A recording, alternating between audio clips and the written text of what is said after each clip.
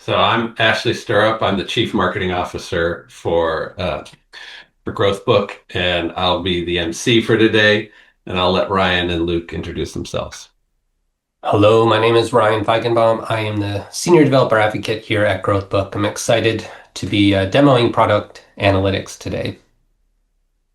Hi, everyone. My name is Luke Sonnet. I head our data science team here at GrowthBook. Yeah, happy to share what we've been working on with you all. Thanks for joining. Great. Well, let's get into it. Next slide, please.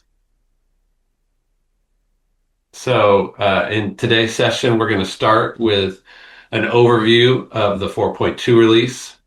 And the primary focus is product analytics. So we're excited to share with you a demo of that. We're going to give you an overview and then give you kind of a real world use case. So that should be fun. We'll wrap up with talking about some of the highlights from 2025. It was a big year for us, so we did a lot. So there's a few other things we want to point out in case you missed them from the past. And then please feel free to enter in questions throughout the session, and then at the end we'll come back and answer as many questions as we can. So we're excited to get into this, and let's keep going. And if you haven't yet already, scan the QR code or go to slido.com and put in that code so that you can enter in your questions. Thanks so much. Next slide.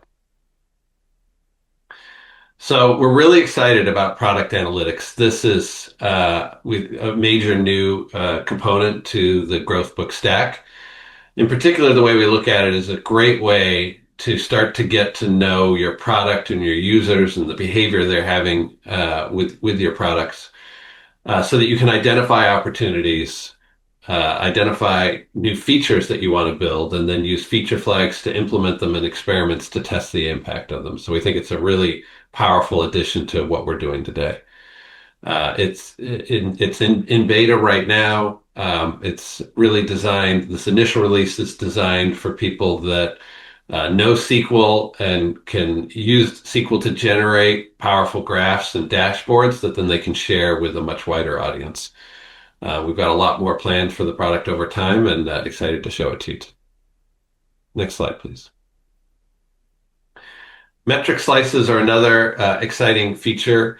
In this particular example, we're looking at revenue per user. And what we see from a lot of our customers is that not only do they want to look at revenue, but there's some key segments that they want to be able to look at it. In this case, it's an e-commerce vendor, and they've got different categories: sporting, clothing, books, electronics. And rather than have them create a metric for each one of these kind of slices of total revenue per user, we're enabling you to go create automated slices so that whenever you add a new metric, you can now look at it by these. So instead of having to create 6 different versions of the same metric, you're getting these auto slices automatically. And so what that means is there's fewer metrics for you to create and maintain, and it's easier for you when you're designing an experiment that you just automatically get these versus having to add each one individually. So we see that as a big time saver and simplifier for your experimentation. Next slide. Yeah, we're also excited to announce a updated version of our data pipeline that we're calling Incremental Refresh. This essentially uses the ability to write intermediate tables back to your data warehouse so that on future updates, we don't need to rescan old data. This leads to a dramatic reduction in query costs, mostly coming from fewer rows scanned, faster query execution since we're not having to deduplicate rows every time and our joins are a bit smaller. And also, when you're doing dimension breakdowns, we now can do them much more efficiently. So even if you're using an ad hoc dimension that you're joining on to your experiment to do a breakdown, we can do so on these much reduced intermediate tables. So this is available for our enterprise customers on BigQuery and Presto or Trino. And Snowflake and Databricks are coming by the end of the year, and more warehouses will be coming online in 2026. Yeah, next slide. So you might have heard recently that OpenAI acquired Statsig. I think I saw yesterday that it was maybe made official, like yesterday that happened. And that means that a lot of people are wondering, well, what's the future of Statsig? And we've seen a lot of people wanting to come to GrowthBook. So we've made that very easy with a Statsig Migration Kit. And it has two components to it. The first one is an actual importer built into the app where you can import all of your experiments and other environments, tags, other kinds of things from Statsig. So you can really make it easy to get up and going with GrowthBook. On the other side of it, we have a sub-agent file available that will go through your code base and migrate all of your Statsig SDKs to GrowthBook SDKs using something like Claude Code or some other kind of coding AI coding tool. And so again, it makes the migration process from Statsig to GrowthBook really easy. And this is available to all of our users and customers. Few other updates we wanted to share with you all. We've had this notion of official metrics in the product for a while now, and for our enterprise customers, we've made it easier than ever to configure this in the UI, where what you can do is you can give certain users in your organization an elevated level of permission where they and only they can mess with, change, modify these official core company metrics. They receive a badge, they're easier to see in certain places, they're elevated in search results, so they're kind of the canonical metrics for your organization. And now it's all manageable via the UI if you want it to be so, and you can give certain sets of users the permissions to edit those official metrics so that everyone can still be building and creating and experimenting, but only a core set of folks can actually be modifying what are known as your official metrics. We've also improved for all of our customers the functionality in our SQL template variables. The main kind of use case is where you have some parameter that gets set at the experiment level. Say you tend to do a whole bunch of experiments that work with just this one brand that you have or one set of websites that you have. And you actually want to inject that context directly into some of your SQL statements. Now that's possible by having kind of experiment level values that can be available at the SQL compilation time. And there's a few other neat tips and tricks like having conditional SQL template variables that only render if those are set. So yeah, a few more improvements there. Feel free to head over to our docs to check those out if you've been looking for more flexibility with your SQL that you're writing in GrowthBook. And then two other more advanced features to kind of talk about. The first is for Pro and Enterprise customers, and this is Edge Remote Eval. And for a long time, you could do remote evaluation of flags where you would use some kind of private server to evaluate the flag value. But that required having a separate proxy set up. Now, though, it's possible to use an edge worker or some kind of edge solution to do that remote eval. So it makes it much easier to get up and going, as well as less latency and that sort of thing. So that's something that's pretty exciting. And that's available, like I said, for Pro and Enterprise. And then the other new feature that we just wanted to mention was custom validation hooks. And so this is only available for self-hosted enterprise, but what it allows you to do is to hook into the validation of a feature flag with whatever kind of JavaScript code you want to run. So you could do a check, for instance, to make sure certain metadata is there, or to enforce some kind of naming or description schema, or to even check for like PII information potentially. So it allows you a real kind of nice customized experience for validating your feature flag creation to make sure everyone in your organization is on the same page. And we have more docs on how to set that up and how to run that. So now we're going to go ahead and get into product analytics. And as I said earlier, we're going to start with a brief kind of overview of the product and its functionality, and then we're going to talk about a specific use case.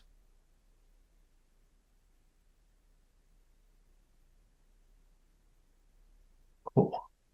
Let's check on this. Oh, it's looking great. Let me know in the chat if you can see okay, or if you want me to make it a little bit bigger. Like Ashley said, I'm going to do a little demo here of product analytics, and it'll be two parts. The first one will be giving an overview of what this new feature is, how to use it, and then we'll kind of give you a real life sort of demo of how it works. So product analytics, it is a brand new feature in GrowthBook. It has its own place here in the side nav. And basically, this is the landing page for it. So again, as Ashley had said, this is in beta right now. It's something that we created partly of our own, like to scratch our own itch. We were finding ourselves that we wanted to know something about our GrowthBook users, but that required us to jump into another tool to run some kind of SQL. And we're like, wouldn't it be cool? Wouldn't it be great if we could just run that right in GrowthBook? And so to get there, that's why we created Product Analytics. And really what it allows you to do is to understand your users, understand your product, understand your metrics outside of the context of an experiment. So you can run any kind of SQL query you want and then visualize or investigate or like drill down on those metrics. So here on the Product Analytics dashboard, it's pretty easy to get started. You click Create Dashboard, and this drops you into the Create Dashboard flow. And what you can see here is that the kind of the model for how you create a dashboard is similar to Notion, where it's based on different blocks. And we have here 3 different blocks that you can use. So the first one, pretty self-explanatory. It's Markdown, so this is kind of just your standard text box. So you can put any kind of arbitrary text that you want. Maybe you want to explain kind of some kind of a chart, or you want to introduce the dashboard, or you want to show kind of some of the changes that you've made. Whatever you want to do, you can do here in this Markdown one. So I can do, for instance, this is my title. And you can see that it gives you the live preview on the left with the Markdown on the right, which is really nice. You could do some kind of just arbitrary text. You can do links. And so yeah, lists, any kind of things you would expect. So you can drop images in, pretty self-explanatory, but it's a nice way to add text to the dashboard. The next one that I'll add here is the SQL query. And if you've used our SQL Explorer, this will look very similar to you because it's the same interface. But this is really powerful because you can write any SQL you want against any of your data sources. So I have here on the right, I'm connected to the GrowthBook sample BigQuery database. And so I can drop this down here. This is one of our tables. And look at the product analytics demo data. And what's nice is it shows you the schema of your data. So it has all the column names and what types they are, which makes it easier to kind of, what is that, what's that column name that I want to ask? And then here you can then query that data. So I'm going to just look at, well, what are the kind of different types of or values in add type ID? So what I'll do is I'll copy this. And so one of the nice things too is we have autocomplete for SQL, so you can just tab over to get those values. And this is a tip that I didn't know, but it's really helpful. So actually, if you come down here, you can just double click on whatever the table is that you want to query from, and it'll put that right there in the editor. And I always like to format it and then click run. This is a very simple query, but you'll get the idea of how it works. And so it returns to me all of my distinct values that are in this column. So Facebook, Google, organic, and other. And so it makes it very nice to just query your data, and you can really write very complex queries here to get whatever kind of data you need. There is the ability to add a visualization. I'm going to show that later, so we'll get a good sense of that. And we do also have another feature here where if you're not a SQL expert, you can actually use natural language to SQL AI to generate that query for you, and it works pretty well. So that is the SQL query block. And again, very powerful. You can do a whole lot, and it has the ability to run these different visualizations here, like I said, and I'll talk about that later. The last block then to show you, which is really cool, I think it's the most exciting kind of here, is the metric block. And what this allows you to do is to pull in any of the metrics you've already created in GrowthBook that maybe you've used in an experiment, and query them, investigate them, visualize them right here. So you can see this drop down, and this shows me all of my metrics in this GrowthBook instance. And so for instance, I have a revenue one, so this is revenue per user.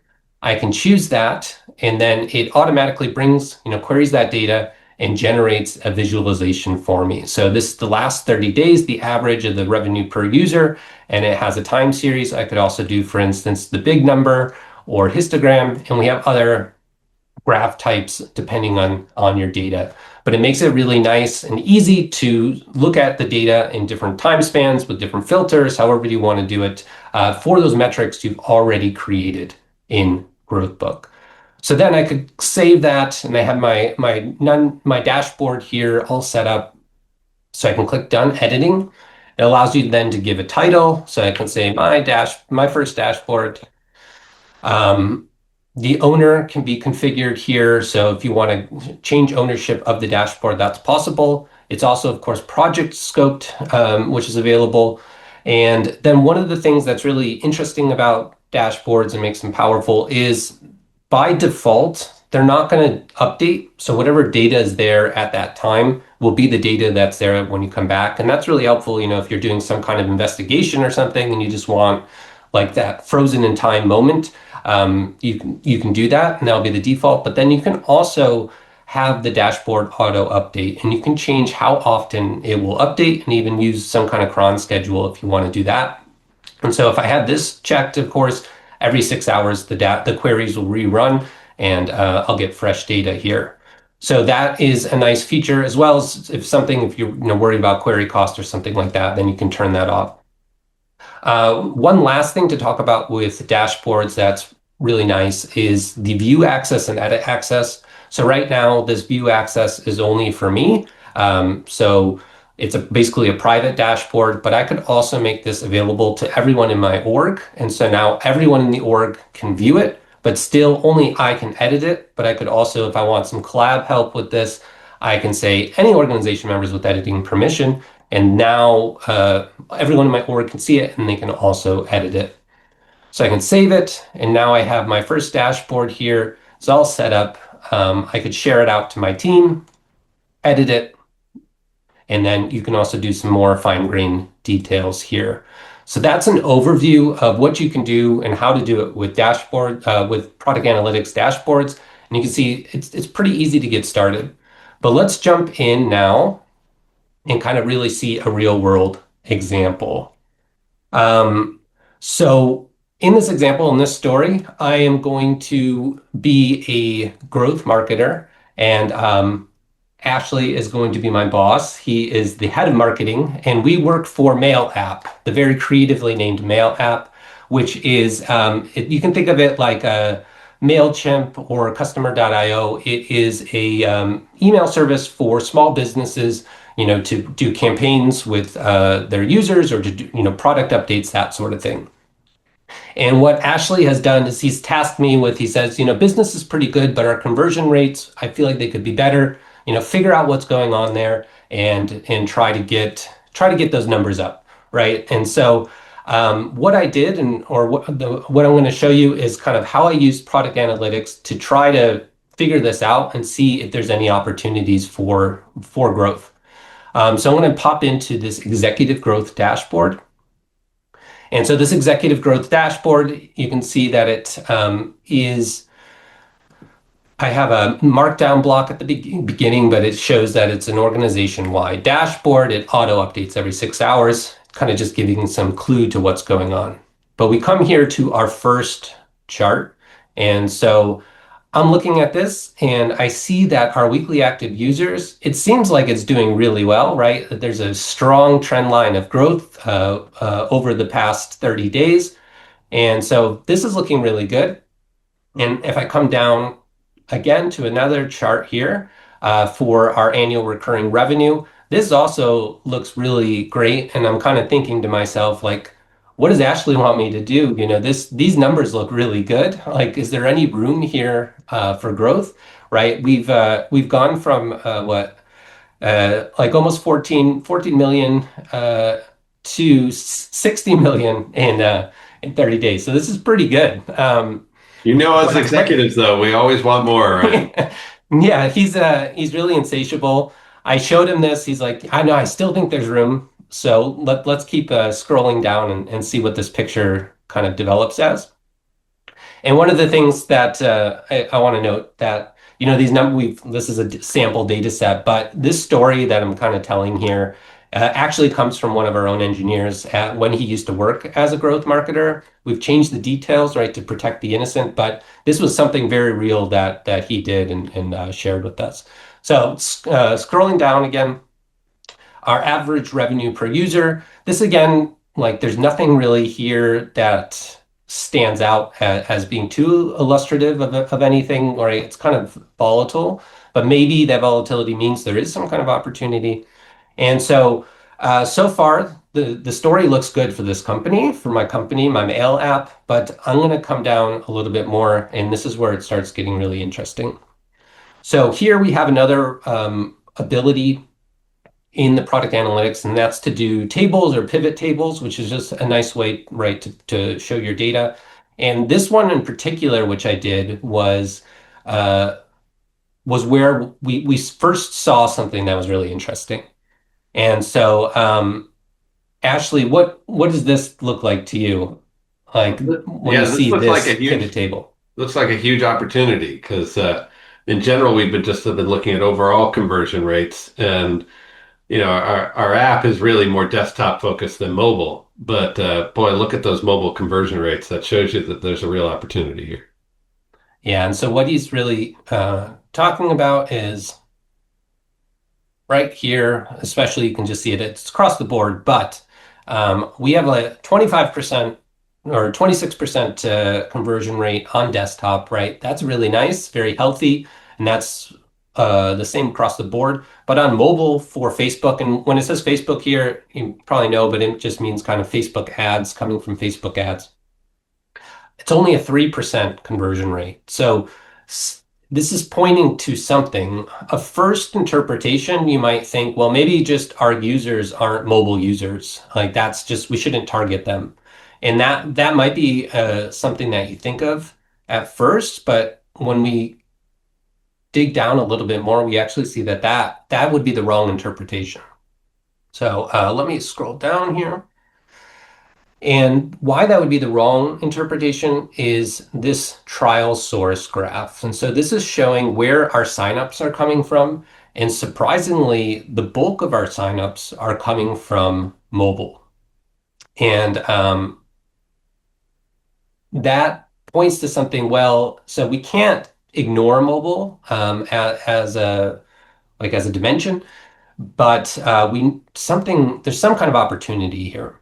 And even another kind of graph to show is that we are spending a lot on mobile. And just to kind of bring this picture together of the story I'm trying to tell is that we're spending a lot on Facebook ads.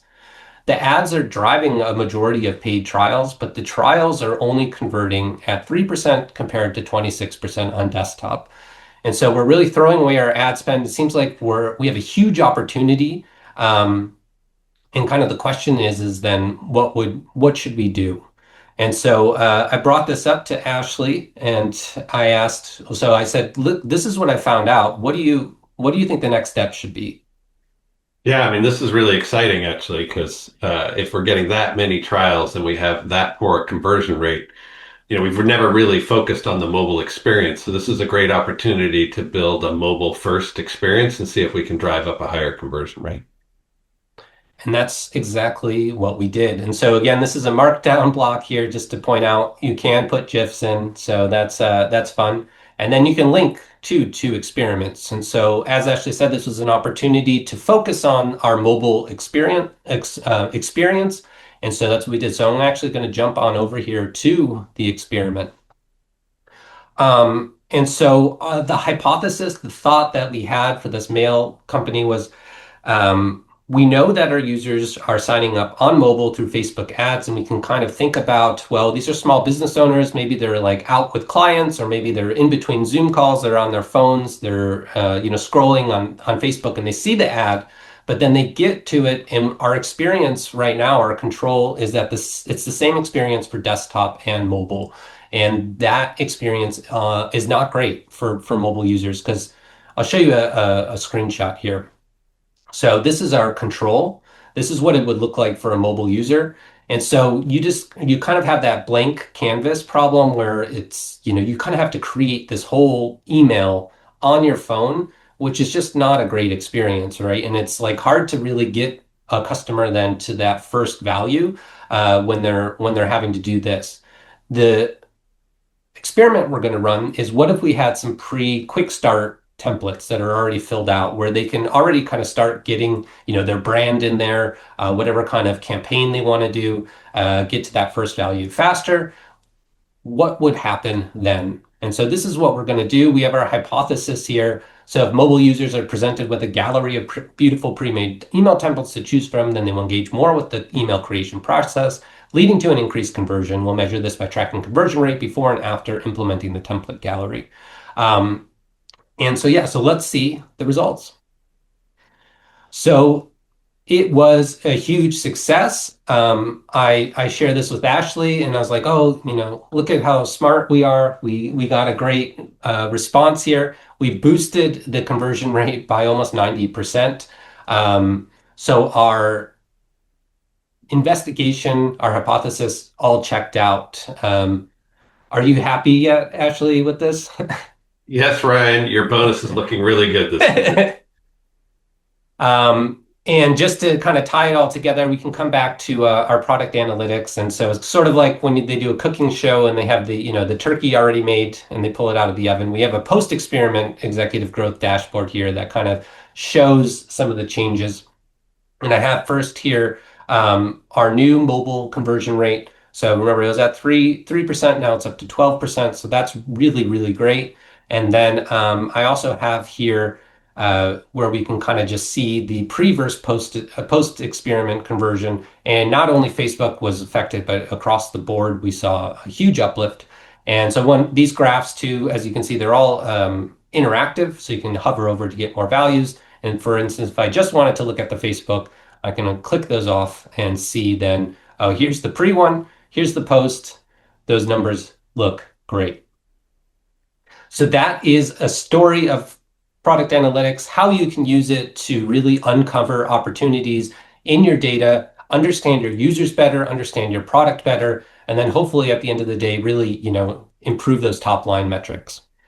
So that is it for our demo. We're now going to hand it back off to Ashley. Let me get this going to give us some quality of life enhancements. Great, thanks, Ryan. Nice job with that. So in addition to all the kind of more major features that we've shared with you today, there are a lot of quality of life enhancements that we've made. So I want to, do a big shout out to our community, where we pay a lot of attention to all the requests we get from you.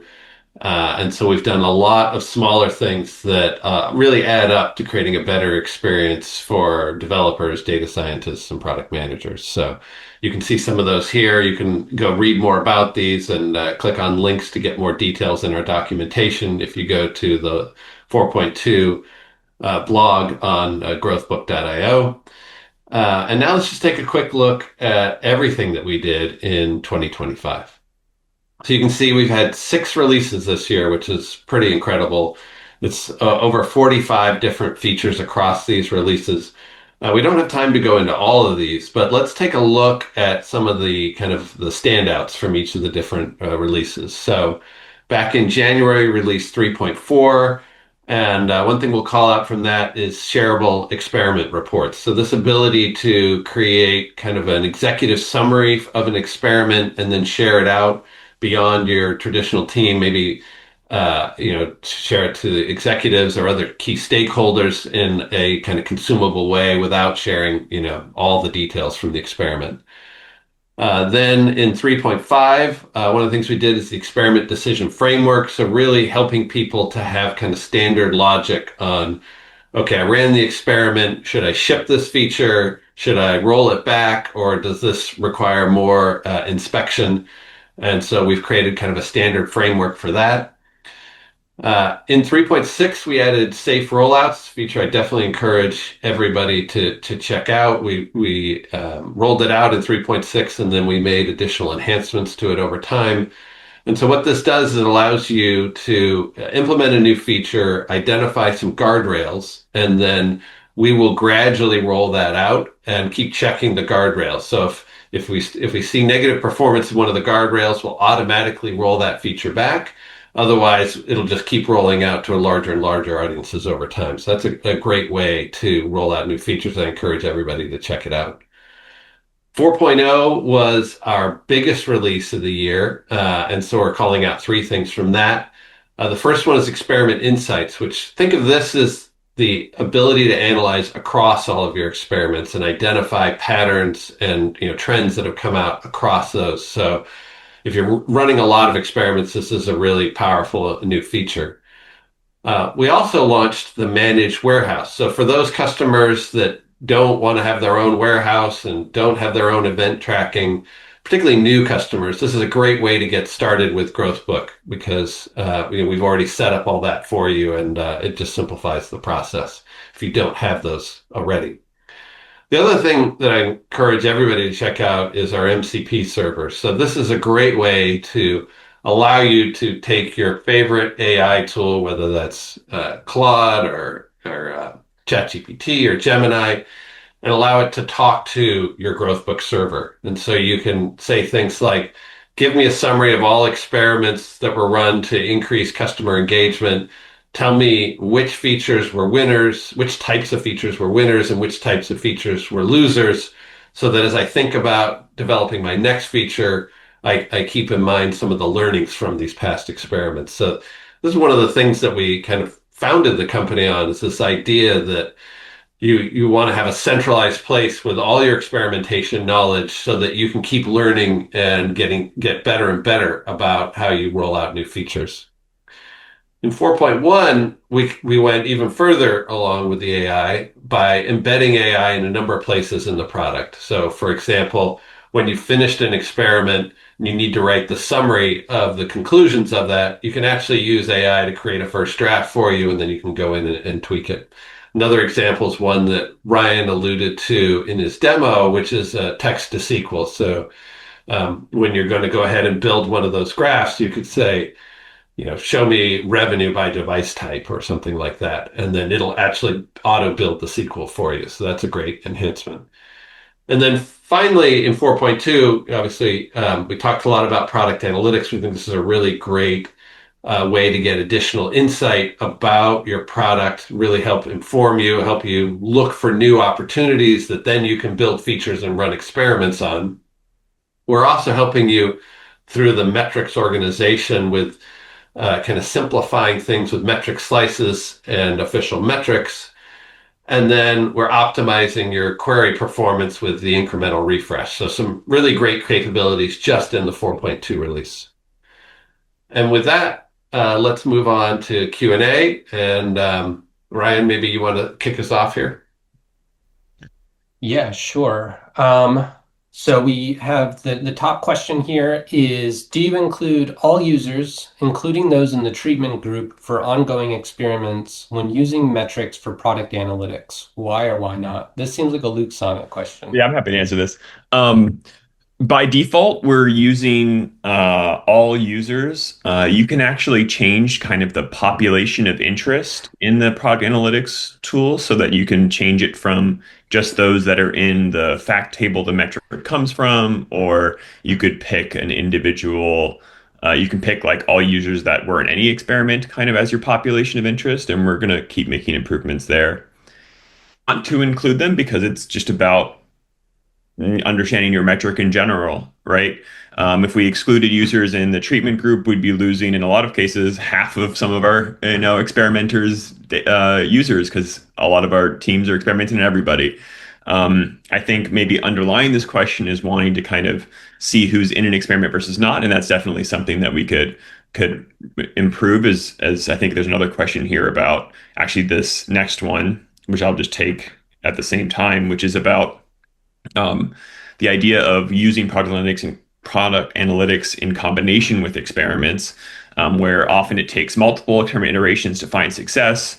So is it possible to group a set of experiments? And what I'd say is that in both of these cases, right now, the product analytics tool is kind of a standalone analysis tool, and there are ways to easily link over and include context from experiments, but tightening that integration and trying to make sure that, say, meta-analysis or insights about what all experiments were run on a given metric as you look at that metric top line, which is something we actually have elsewhere in the product, but having that be more integrated into product analytics is definitely the direction we want to take because we know that if you're giving us this context, you have this metric set up, there's many different things you'd want to learn about it, not just like the top line, but also how it's been behaving in recent experiments. Um, yeah. I was going to add just one other thing to this too, is that the same dashboarding tools that we were showing with product analytics is also available on a per experiment basis. So you can actually create your own experiment dashboards, which I know it's a little bit different than what the question's asking, but I just wanted to call out that that's also possible. So you can do some more deep diving on experiment results. Yeah. All right. When is the incremental refresh coming to Databricks? This month is the goal. We're rolling it out to more and more engines as we go along. So by the end of the year is the plan. I think you're also working on Snowflake too. Is that right? That's right. Those are the two that we're kind of starting with, as some of our largest users are on those platforms. Yeah. All right. Are there ways for non-technical users to build charts without SQL?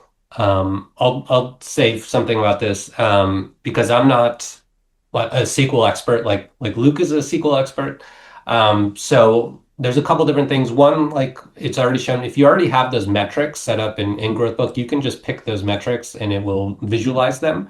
So that's the easiest way. So if someone has already set up your metrics, then you can do that.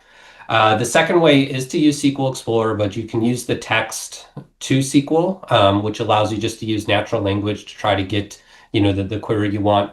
And then know who's really good at SQL? AI.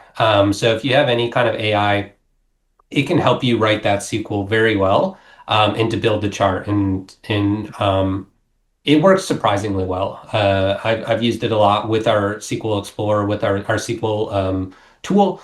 And you can really build any kind of chart you want with that, and it works very well.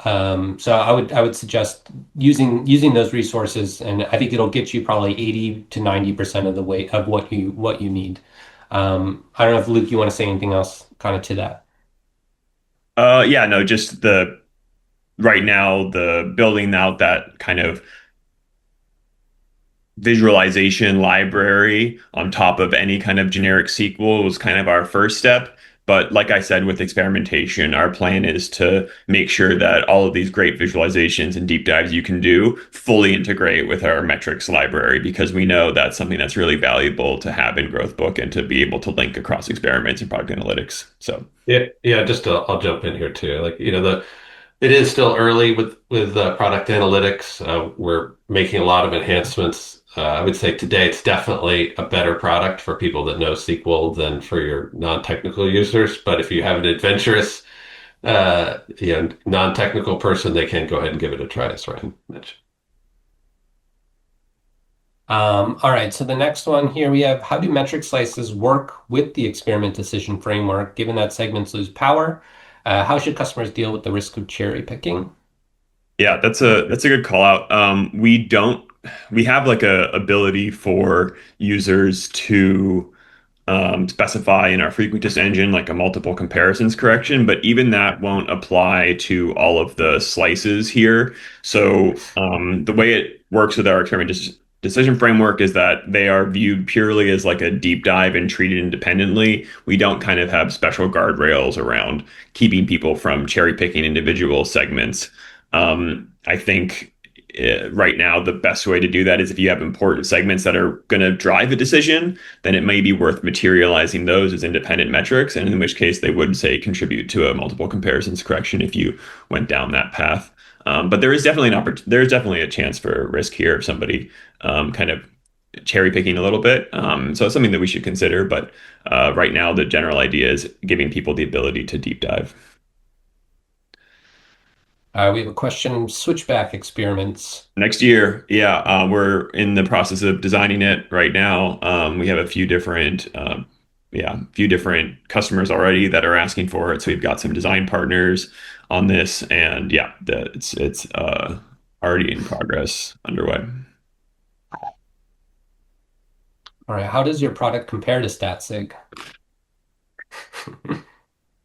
Yeah, I can jump in a little bit here. So I'd say that there's a lot of similarities between the two products. Where GrowthBook really stands out is the developer first experience. We really believe that the easier it is to build a feature, build the experiment, run it, which is often all done by the developer, making that as easy as possible, making it just fit within your existing development stack. That's really where we stand out. The ability to kind of customize everything that you're doing. Also, the fact that you can self-host and we're really strong at warehouse native. All those types of things. That's really in particular where we stand out. I'll add to that so one of another big differentiator for us, we're completely open source, and self-hostable, for a lot of our customers is very important. And and it means we even have customers who run forks of us. So, we're really open to making sure you can experiment the way you want to experiment. It's kind of like having your own custom experimentation platform, but one that you didn't have to build yourself. Did you want to say anything on that, Luke? No, Or no, I think that covers it. Yeah. cool. All right, so this is a deep one. So for metric certification, RBAC, role-based access control, can they be set for only specific metrics from source tables? Federated DEDS is what we are solving for. Yeah, that's a good question. Um, I'm not sure we have the ability at like the table level, but for sure our main kind of access, the permissions granularity tool we have is projects. And so if a metric is in a certain project, then you can give a user permission to certify that metric only in that project. So they can have this permission only in certain domains. And so if your table lives in a GrowthBook project, then they can have that permission at that level. But there isn't a kind of way to I don't know if there's a way to do it exactly at the table level, but projects are the kind of main way we recommend our customers kind of organize teams that have maybe different permissions levels. It also has the side benefit, if you're not already using projects, of as you grow, keeping the kind of GrowthBook UI focused for a given user. So if somebody doesn't need to be seeing everything that team B is doing, you can kind of make sure that they have the most permissions in that team A project. And that way they'll only kind of see the data and stuff that's relevant to them. Of course, you can give them read-only permissions in the other projects so that everyone's learning from everybody else. But yeah, I highly encourage if you're not using projects and you're seeing some kind of growing pains, that you check those out. Yeah. This one's for you. Yeah, so do you dare demo the AI SQL generator? Will it read table schema? Curious how you tuned it. I found Gemini in BigQuery to be pretty useless for saving me time. This is a fair shout out to demoing AI tools is always risky. I do a lot of different videos on our AI stuff, and you never exactly know what what you're going to get. I think we could demo it. I want to first maybe see what other questions, but then we can go over that. One thing I do want to call out that's also really interesting is we provide, which I think is very unique to our product, but you can tune all the different prompts that we use within the product. So you have the ability to really kind of, if something's not working the way that you expected, you're not getting that output, you can actually change those prompts in settings. And I can show that too in a second. But let's keep going with questions. And then when we're almost done, I'll jump over and we can take a look at that. But Um, to jump in as a non-technical person, I've used it many times, and I've been really pleased with how well it does read the schema. It knows what I'm talking about when I say show me number of signups, in the month of January or what have you. So it definitely helps with all that. Thanks. All right. To reduce internal costs, can sampling be enabled by default as users are doing analysis? I think this is referring to probably analytics tool. Right now, there's no like sampling by default. So this is no. Um, I think what we would try to do is figure out a way to have you control the permissions of who can run queries and help with like query tagging for cost management. But no, we don't have like sampling by default. But I think this is a good suggestion, something we should consider. Yeah. All right. Will you introduce filters and drop down in product analytics to explore metrics across different dimensions with and without the context of the experiment? This is now having those slices that we talked about, which are available at the experiment level, also available in the product analytics suite. That's something that it's going to be live like this week or next week. So yeah, actively trying to integrate your metrics library into product analytics. And this is just like a direction we're going in general, right? With product analytics, as we want to make it easier and easier to filter, to drop down, to do any kind of drill downs that you want to do with these metrics. All right. The default experimentation is Bayesian. How do you guide the user in choosing the engine plus sequential? Is there an analog to chance to win in others? Yeah, it's a good question. We have some guidance on in our docs about this in general, but we generally recommend people use kind of what they're most comfortable with. Um, I don't have a strong opinion about what is best. I think a tool like sequential testing is really valuable if you're operating at a large scale and want to ship as soon as you have signal rather than wait a long time. But if your goal is to kind of learn and as a part of your experimentation process, then maybe sequential testing isn't right for you. And the analog in the frequentist engine to chance to win is a combination of like the p-value and the direction of the effect. So if it's a positive effect and a low p-value, that's something like a high chance to win. But yeah, I would check out our docs, and there's lots of good writing about this, both from our own blog and some other sites online that you can check out. Yeah. Cool. Thanks, Luke. Where can I find out more information about Edge Remote Eval? It's in our docs, and I just sent a link in the Zoom chat where you can get that. That's the best place to go. Yeah, just to jump in on that, if you go to the blog on 4.2, almost every feature described there has a link Yeah. to where you can find out more as well. Maybe let's share that blog as well in Yeah, I'm chat. going to do that right now. That is also in the chat. Um, all right.